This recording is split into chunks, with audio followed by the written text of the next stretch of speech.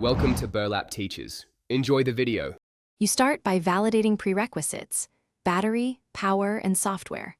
Once plugged in or above 20%, force a restart by holding the side button for about 10 seconds until it powers off, then wait and power on. Make sure to check settings right arrow general right arrow about to confirm the watch OS version.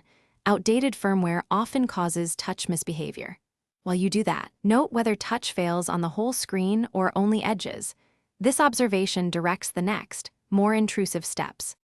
Once done with the restart, you move into calibration and system settings.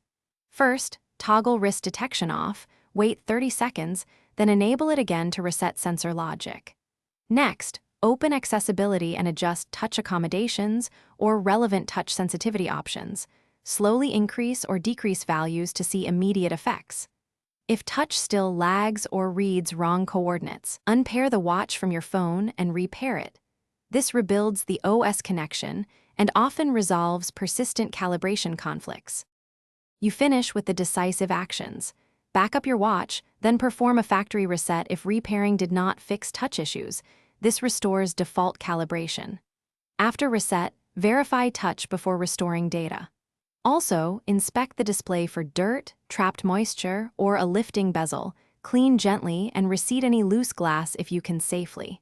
If touch still misregisters, assume hardware failure and contact an authorized service center.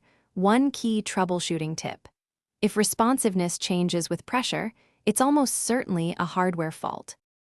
Thanks for watching. Consider subscribing if this video helped you.